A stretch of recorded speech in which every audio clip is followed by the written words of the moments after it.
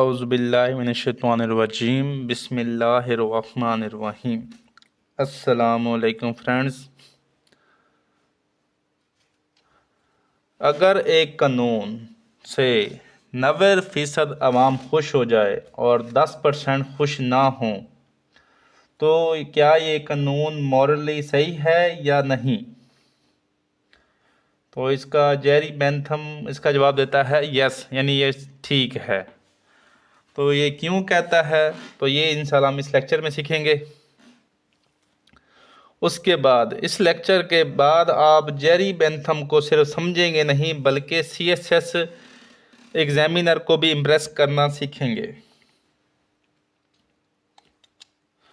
तो Jerry Bentham पर questions कैसे पूछे जाते हैं, ये 2023 में इसका क्वेश्चन रिपीट हुआ है पिछले 5 सालों में।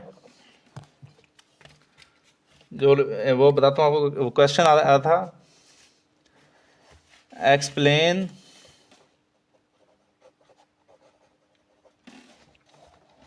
Bentham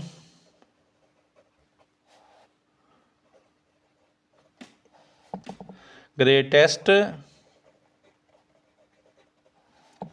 happiness of the greatest number. ये जो आया ये आपका 2023 के CSS के पॉलिटिकल साइंस पेपर पार्ट 1 में आया वो क्वेश्चन है इसका, जेरी बेंथम का। उसके बाद पास्ट पेपर में पूछा गया है द थ्योरी ऑफ यूटिलाइटेरियनिज्म तो एक्सप्लेन करें। उसके बाद इससे भी सवाल पूछा गया है the explain the theory of pain and pleasures. इस तरह ये पास्ट पेपर्स में ये जेरी बेंथम पर सवाल पूछे गए हैं। तो आज के लेक्चर के हमारा जो टॉपिक है वो अभी जेरी बेंथम है, जो एक इंग्लिश क्या कहते हैं पॉलिटिकल फिलासफर हैं। तो सबसे पहले इसके इंट्रोडक्शन पढ़ते हैं। इसको समझने के लिए सबसे पहले हम इसको पढ़ते हैं इंट्रोडक्शन। जेरी बेंथम का डेट ऑफ बर्थ और डेट ऑफ डेथ याद कर लें, क्योंकि ये MCQs में पूछा जा सकता है क्वेश्चन। इसकी जो डेट ऑफ बर्थ है वो है 1748 टू डेट ऑफ डेथ है 1832। और ये कहाँ पैदा हुए हैं? ये इंग्लैंड में पैदा हुए। ठीक है। और इसके बाद इसकी जो मशहूर बुक है, मोस्टली मैं आपको बुकों का नाम इसलिए बता रहा हूँ क्योंकि ये MCQs में 2-3 MCQs आते हैं। तो सबसे पहले आप मुझे प्लेटो और एरिस्टोटल की जो बुक है उसका नाम हमें कमेंट सेक्शन में बताएं। उसकी उनकी कौन सी मशहूर बुक्स हैं। तो अभी हम करते हैं, जेरी बेंथम की मशहूर बुक का नाम है an introduction to the principles of morals and legislation कानून साजी करना। ये इनकी मशहूर बुक का नाम था। ठीक है। तो उसके बाद अकॉर्डिंग टू हमारे जो लेक्चर का पॉइंट होता है कि जब भी हम कोई फिलासफर डिस्कस करते हैं तो सबसे पहले उसका कॉन्टेक्स्ट बताते हैं आपको, ताकि आपको उसके हालात वाक़यात पता चलें कि उसने अपनी ये थ्योरी क्यों दी थी। ठीक है। तो जब जेरेमी बेंथम शुरू हुआ तो उसने मेजर डेवलपमेंट्स नोट की। Major developments in England and world. उसने कौन सी मेजर डेवलपमेंट्स नोट की जिसकी वजह से उसने थ्योरी दी? सबसे पहले जो थी वो था ग्लोरियस रेवोल्यूशन।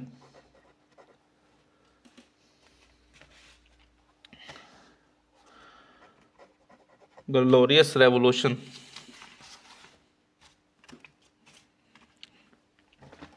जो इंग्लैंड में, इसको ब्लड लेस रेवोल्यूशन भी कहते हैं। इसमें क्या हुआ कि ये कब पेश आया? ये आया था, ये डेट नोट कर लें, 1688। तो इसमें क्या हुआ था कि मुनार यानी जो बादशाह था उसने अपनी तमाम पावर्स ट्रांसफ़र कर दी थी पार्लियामेंट की तरफ, वॉलंटरी, विदाउट एनी वायलेंस में पावर शिफ्ट कर दी थी पार्लियामेंट में। उसके बाद दूसरा पॉइंट जो डेवलपमेंट हुई थी वो थी यूएस रेवोल्यूशन,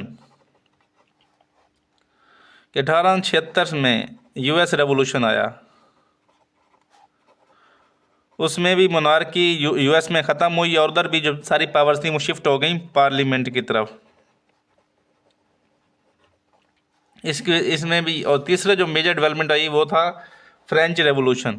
फ्रेंच रेवोल्यूशन कब आया? ये 1889 में पेश हुआ, फ्रेंच रेवोल्यूशन।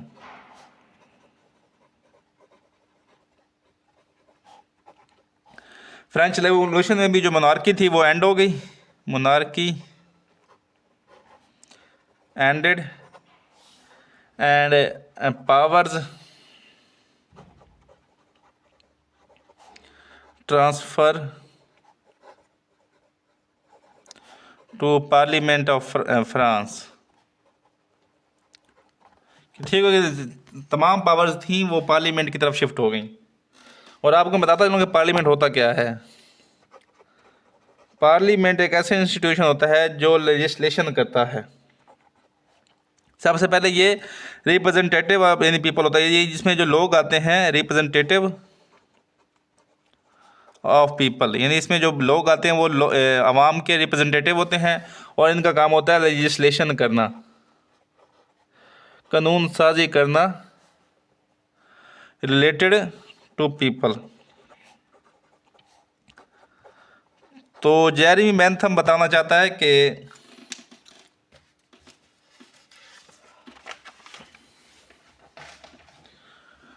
लेजिस्लेशन कैसे होती है। तो वो पहले मुनार को डिस्कस करता है डिवाइन राइट,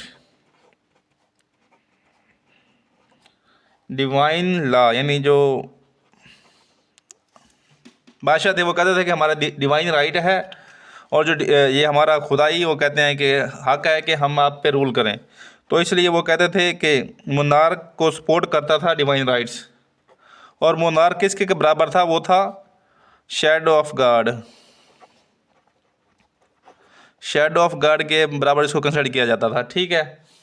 और उसके बाद जो मोनार्क लेजिस्लेशन करता था, यानी कानून साजी करता था, क्योंकि वो शैडो ऑफ गॉड था तो उस पर कोई डाउट नहीं करता था, no doubt any law by monarch, यानी जो बादशाह जो कानून साजी करता था उस पर आवाम कोई उस पर डाउट नहीं होता था, क्योंकि वो कहते थे कि ये खुदा की तरफ से कानून है हमारे ऊपर। ठीक है। उसके बाद दूसरा दे फॉलो, उसको वो जो जैसे मर्जी कानून होते वो फॉलो करते थे, दे फॉलो द लॉ, वो कानून साजी को जैसी मर्जी करता उसे वो कानून को फॉलो करते थे, चाहे वो जालिम ब्रिटिश थे, जालिम थे, यानी वो नष्टी थे, जो भी थे वो उसको उनका फॉलो करना उन पे लाजमी था। लेकिन जेरी बेंथम चाहता है कि जब जो पार्लियामेंट आई है, पार्लियामेंट, इस पे तो कोई डिवाइन राइट नहीं है, ये तो लोगों के रिप्रेजेंटेटिव हैं। तो बेंथम चाहता है कि जो ये लेजिस्लेशन करें, पार्लियामेंट जो लेजिस्लेशन करे वो मोरालिटी को फॉलो करे, लेजिस्लेशन बाई मोरालिटी, मोरालिटी को मद्देनजर रखे करें। इस पे जो कोर्ट है नोट करता है, इसकी कोर्ट नोट कर लें, the law, the make law और quality of law, quality of law determine by its impacts on society।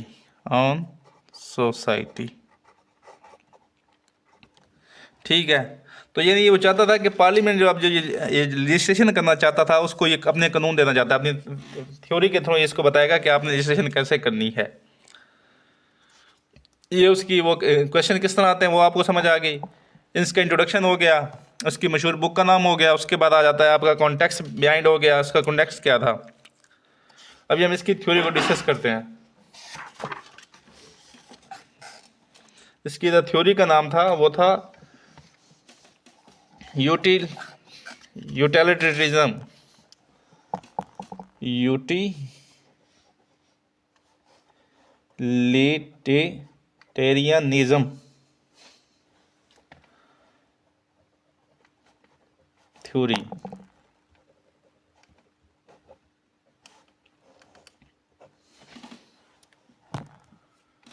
तो उसकी जो पहले इसकी कोड नोट कर लें ट्रेडिंग थ्योरी के बारे में। नीचे आपने इसकी कोड लिखनी है जो उसका वो पूछा था, जो 2023 में क्वेश्चन से डायरेक्ट पूछा ना, उसने यूटिलिटेरियन थ्योरी का नाम नहीं लिया बल्कि उसने ग्रेटेस्ट नंबर यूज़ किया है। तो इसको आप कोड नोट कर लें इसकी, the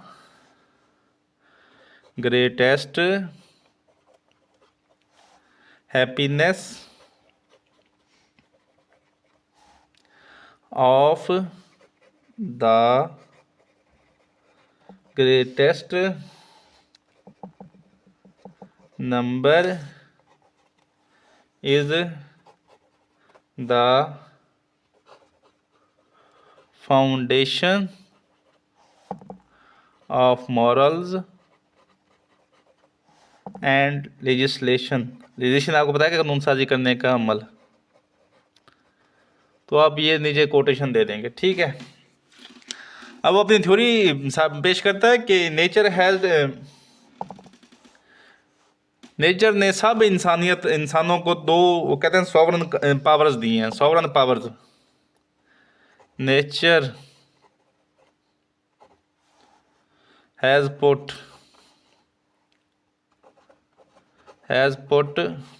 two sovereign to everybody individuals. कौन कौन सी? पहली है प्लेयर यानी खुशी, और दूसरा है पेन। ठीक हो गया।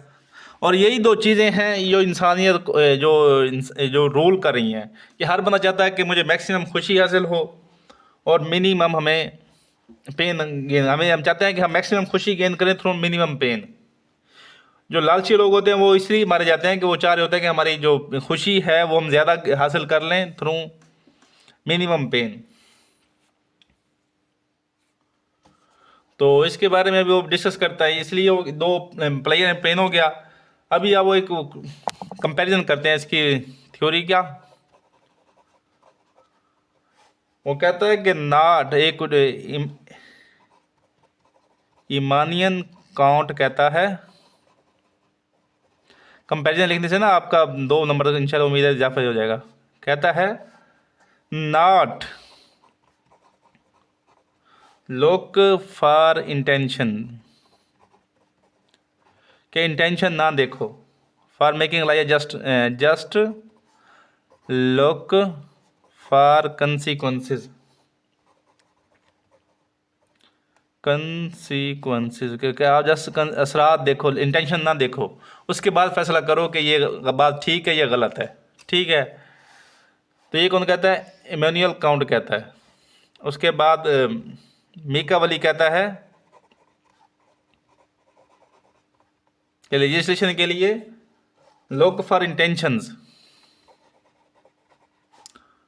कि आप इंटेंशन देखो। चाहे आप अपने अगर वो कहते हैं कि अगर आप अपने स्टेट के लिए अच्छा कर रहे हैं, कानून बना रहे हैं, अगर उस इंटेंशन ठीक है तो नॉट लुक फॉर कंसिक्वेंसेस। अभी जो महंगाई होती है मुल्क में, इतने % GST बढ़ा दिया गया, तो वो इंटेंशन देखी जाती है कि जिससे हमारी इकॉनमी मजबूत होगी। तो उसके कंसिक्वेंसेस नहीं देखे कि गरीब पे इसके क्या असर होंगे। तो ये कहता है कि मेकियावेली कहता है कि लुक फॉर इंटेंशंस, और एमिनियन काउंट कहता है लुक फॉर कंसिक्वेंसेस। जबकि बेंथम कहता है, जेरेमी बेंथम कहता है कि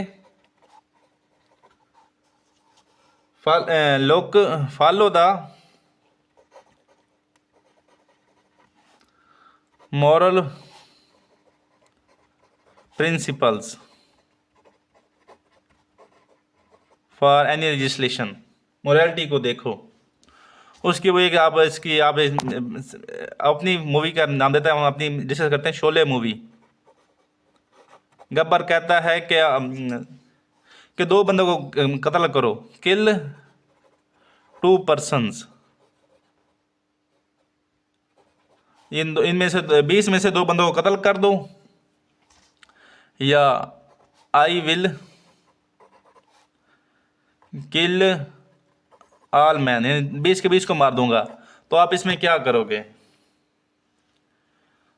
तो आप इसे दो बंदों को मार के 18 बंदों को बचा लोगे, या फिर आप 20 बंदों को मरने दोगे? इसका आंसर आपने कमेंट सेक्शन में बताना है। ठीक हो गया, ये आपने इसका जवाब देना है, फॉलो द मॉरल प्रिंसिपल्स। तो उसके बाद वो कहता है कि कोटेशन नोट करें, a law must be judged, यानी चेक किया जाता है, एज गुड और बैड, ये सही है या गलत है, गुड लॉ या bad law, if it has some utility और नॉट यूटिलिटी इन सोसाइटी। ठीक है, तो उसको जज किया जाए गुड या बैड। गुड लॉ कौन सा होगा? आपको बता दूं, गुड लॉ वो होगा जो आपकी जो प्लेयर है उसको मैक्सिमाइज करे, यानी उसको बढ़ाए, और जो पेन को मिनिमाइज करे, यानी कम करे। और बैड लॉ कौन सा होगा? जो इसके रिवर्स होगा, यानी जो आपके प्लेयर को मिनिमाइज करे और आपके जो पेन को वो मैक्सिमाइज करे, ये होगा बैड लॉ। तो उसके बाद वो कहता है कि प्लेयर्स की वो काइंड्स बताता है, वो जो प्लेयर्स की 14 काइंड्स बताता है कि प्लेयर की 14 काइंड्स हैं, उनमें से ये कितनों को वो टच करता है जो आपका लॉ है। 14 प्लेयर्स बताता है, उनमें से आपने 5 याद कर लें जो आपने लिखनी है एग्जाम में। सबसे पहले एक आप नोट कर लें, प्लेयर्स की ये काइंड बता रहा हूँ, फिर अब उसकी पेन की बताता हूँ। पहली है सेंसेस, नंबर 2 है वेल्थ, नंबर 3 है पावर, उसके बाद नंबर 4 है कोई स्किल। ये आपकी प्लेयर्स की काइंड्स हैं। उसके बाद नंबर 5 है इमेजिनेशन,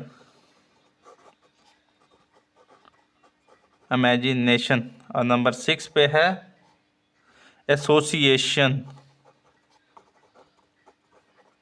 नंबर 7 पे है मेमोरी। एक और 8 में से आपने सिर्फ 5 लिखनी है एग्जाम में, बाकी इससे 14 बताइए, लेकिन 14 में से मैं आपको सिर्फ 8 बता रहा हूँ। एक्सपेक्टेशंस यानी उम्मीदें, अगर वो पूरी उतरती हैं तो फिर वो आपके लिए खुशी का मौजब बनती हैं। उसके बाद वो बताता है आपको कितने 12 पेन बताता है, 14 प्लेयर्स हैं और 12 पेन की किस में बताता है। 12 पेन में से एक पेन, पहला नंबर जो है वो है सेंसेस हैं। जैसे वो बुरे सेंसेस अच्छा जायका देते हैं, तो सेंसेस आपको बुरा जायका भी देते हैं, तो ये पेन का इशू भी बनते हैं। उसके बाद दूसरा वो बताता है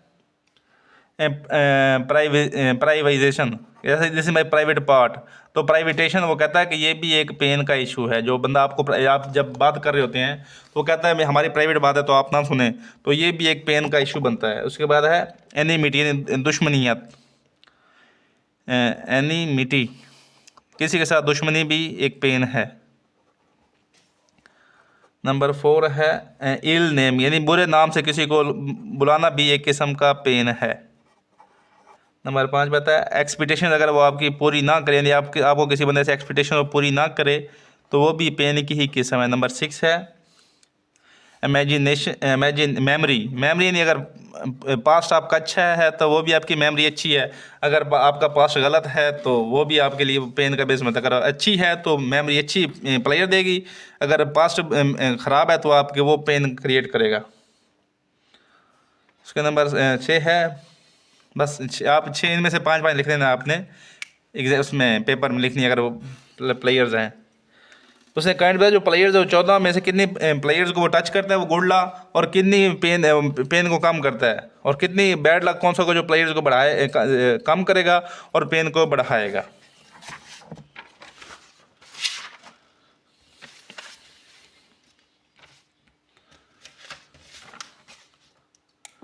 ये हो गया। उसके बाद वो कहता है किसी भी उसको चेक करने के लिए ना टूल्स देता है, 7 टूल्स, यानी वो टूल्स फॉर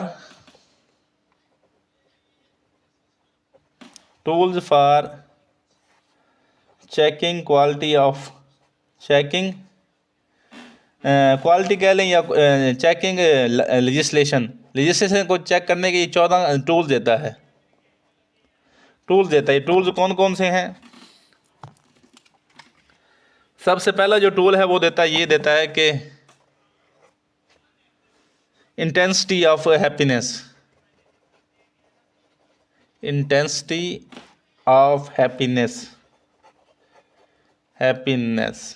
के खुशी कितनी स्ट्रांग होगी, कि अगर हम इतना पेन भी बर्दाश्त करें, फॉर एग्जांपल जो हम सारा दिन हम ड्यूटी करते हैं, सारा दिन हम मेहनत करते हैं, एक मज़दूर है, उसके बाद उसको खुशी मिली है, तनख्वाह मिलती है, तो उसके मुताबिक मिलती है कि नहीं मिलती उसकी, यानी अगर उसकी खुशी मेहनत उसने ज़्यादा की और खुशी कम हुई है तो यानी वो गलत, उसकी तनख्वाह जो लिस्ट हुई है वो गलत हुई है, इसलिए उसकी मज़दूर की तनख्वाह बढ़ानी चाहिए।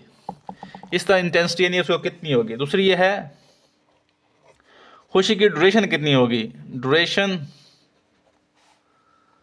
ऑफ हैप्पीनेस यानी एक बंदे ने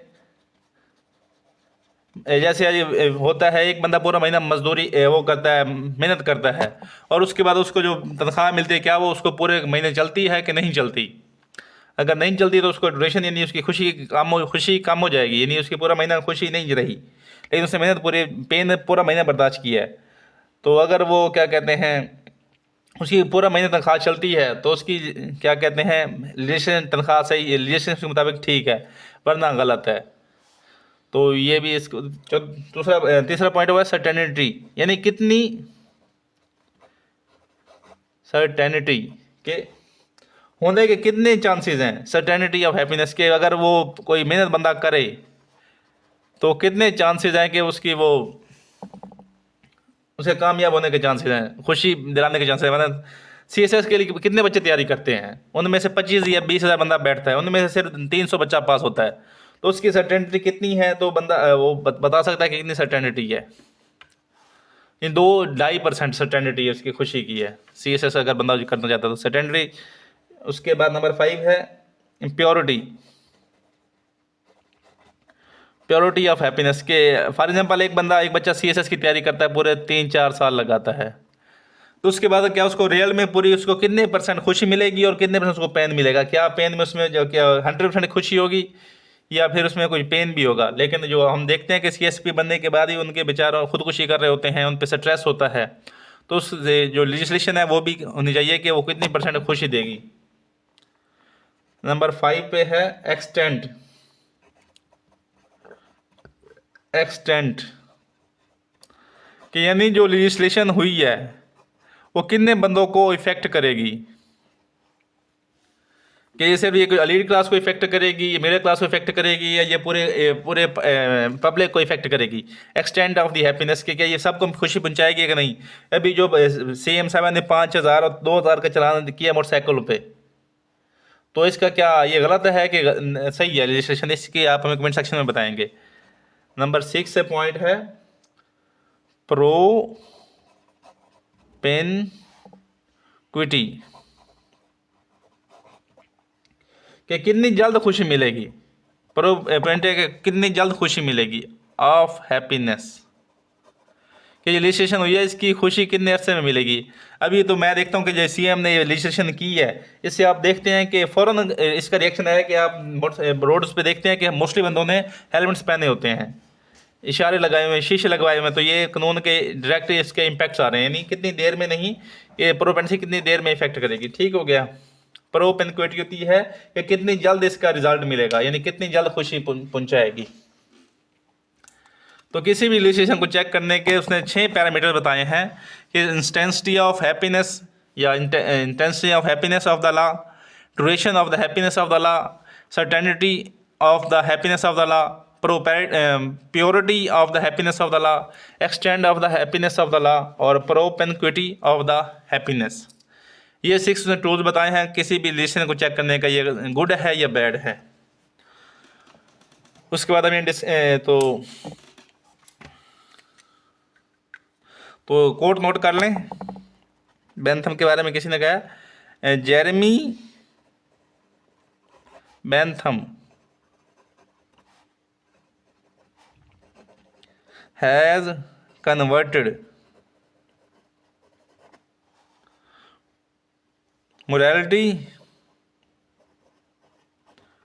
morality into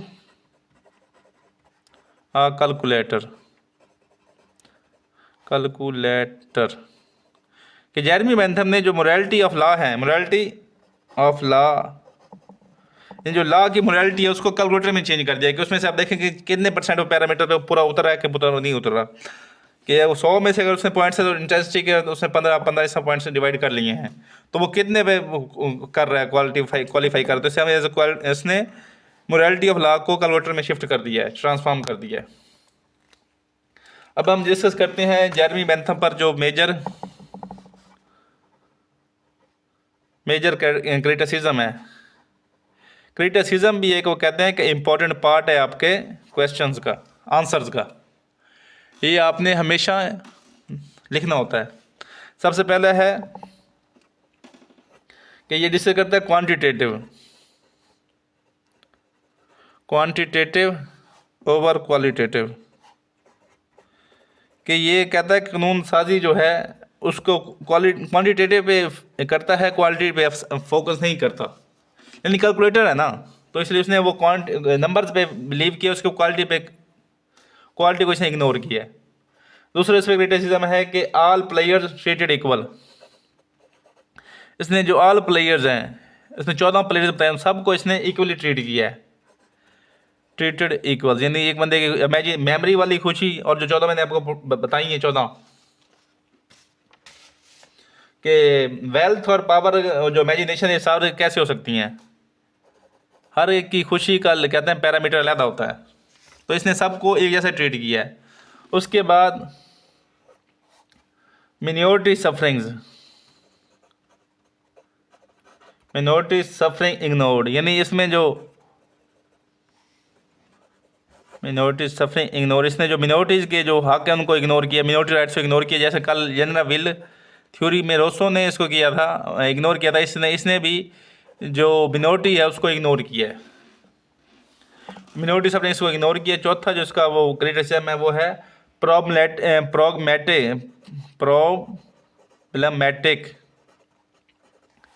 इन एथिक्स, कि एथिक्स में आप सब कुछ काउंट कैसे करते हैं, जस्टिस कितना है सोसाइटी में आप कैसे काउंट कर सकते हैं।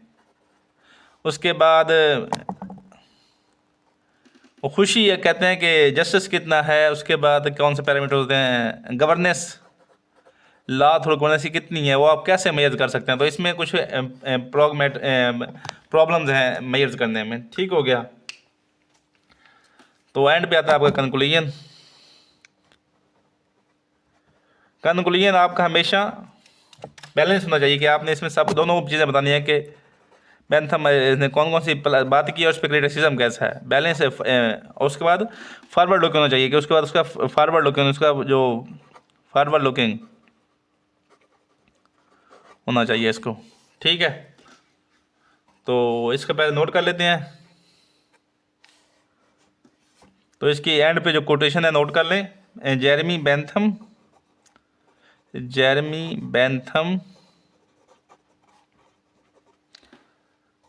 शिफ्टेड यानी ट्रांसफॉर्म या शिफ्टेड या transform. Transform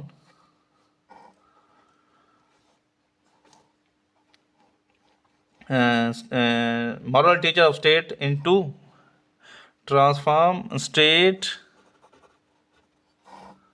moral teacher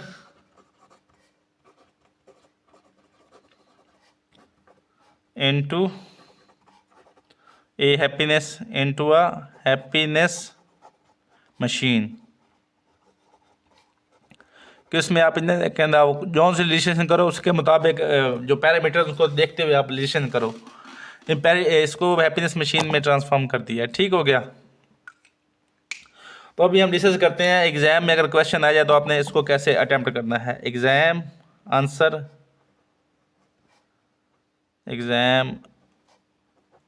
answer किस तरह आपने नोट करना है। तो सबसे पहले जो आप लिखेंगे इंट्रो जो लिखेंगे आप, उसके बाद आप लिखेंगे कॉन्टेक्स्ट, थ्योरी का कॉन्टेक्स्ट बताएंगे, उसने थ्योरी क्यों दी, मेजर डेवलपमेंट्स हुई थी उसकी वजह से। उसके बाद आपको इसकी थ्योरी बताएंगे, यूटिलिटेरियनिज्म वो एक्सप्लेन करेंगे। उसके बाद आप काइंड्स ऑफ हैप्पीनेस बताएंगे, काइंड्स ऑफ हैप्पीनेस। उसके बाद काइंड्स ऑफ पेन, क्योंकि आप इसमें डिस्कस करेंगे पेन और प्लेयर हर को बनना चाहता है। उसके बाद आप बताएंगे टूल्स फॉर जजिंग कर लें, या वो मैंने लिखा है चेकिंग, जजिंग मसला है जजिंग लेजिस्लेशन। उसके बाद आप करेंगे इसके ऊपर क्रिटिसिज्म ऑन जेरेमी बेंथम, और एंड पे आ जाएगा कंक्लूजन। तो ये आपका एक समझ लें कि आंसर का एक प्रॉपर फॉर्म होगी। तो मैं उम्मीद करता हूँ कि आपको जेरेमी बेंथम अच्छे से समझ आ गया होगा। अगर आपको कहीं से समझ नहीं आई तो आप हमें कमेंट सेक्शन में पूछ सकते हैं। और वीडियो देखने के लिए सब भाइयों का शुक्रिया। वस्सलाम।